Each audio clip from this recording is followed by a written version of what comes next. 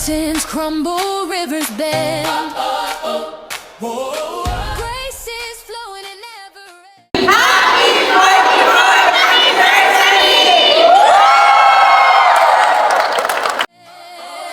ends. Through every trial, through every storm, rings the joyful sound of a Christian heart.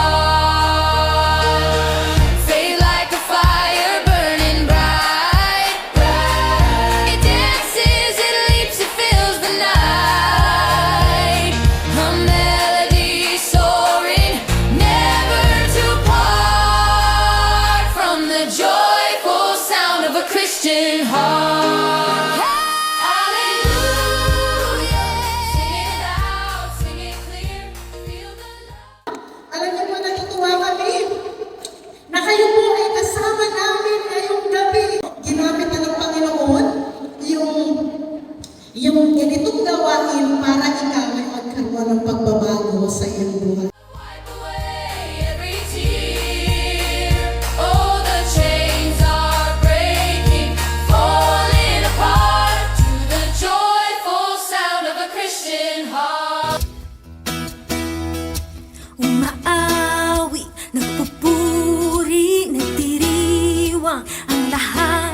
Papuri kay Yahweh, Yahweh, Yahweh.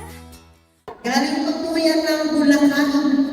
No? At kami po ay sinadyanan dahil mahal po niya kami.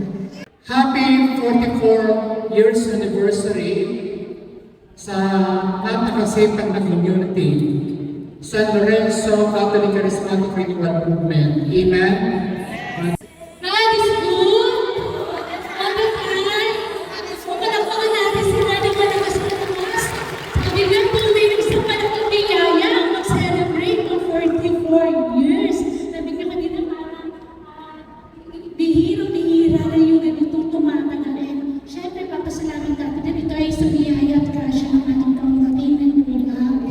Nawa, ang wish ko po sa community natin lahat ay patuloy tayong gamitin ng ating Panginoon upang mahikayat natin ang ating mga kapatid na nawawala para magbalik loob sa Kanya at maranasan ang Kanyang pagmamahal. Amen. And really happy anniversary po and God bless us po. Magandang gabi po sa inyong lahat. Alam niyo po, itong buwan ito araw ng puso. Amen? Alam niyo bakit araw ng puso? Kasi itong buwan ito, may mo lang napansin, sunod-sunod ang anibersaryo ng lahat ng charismatic. Amen? Alam niyo po ba ibig sabihin yun? Feed. Kung malulungkot ka, iyak mo lang. Kung kulang ka, bless. Amen? Maraming salamat po at maglabat po ni Lord. Sa lahat ng oras, sa bawat araw, pinupuri at sinasamba.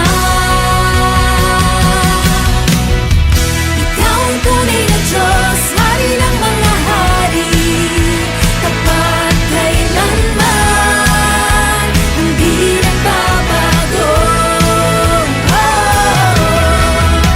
Ikaw ang tunay na Diyos, hari ng mga hari, tapat kailanman, hindi nagbabago. Si Yahweh ang ating Diyos. Lalong-lalo na yung ating mga elders, nanay, ating mga nanay, at ating mga ate. O bagamat hindi natin sila inabutan, nakita natin sila dito kung gano'n yung bonding nila, yung sharing, yung mga binigay nila, no? Na naging hakbang, di ba? Paano magpatuloy ang gawain ito? Amen? Amen po ba? Amen! Maraming salamat po, no, sa pagtatid ko sa isa sa pinaka matagumpay na gawain ng Panginoon. Amen? No, 44 years. Hindi po ganun. Actually, yung pandemic po, no, talagang lang kami. Hindi po nabanggit ko yung kanina. 8 lang po kami noon. 8 na lang, no? Pandemic, bawal po, di ba? Ang ginawa namin, kahit 8 lang kami, nag-complain kami. No? Kahit walang nanonood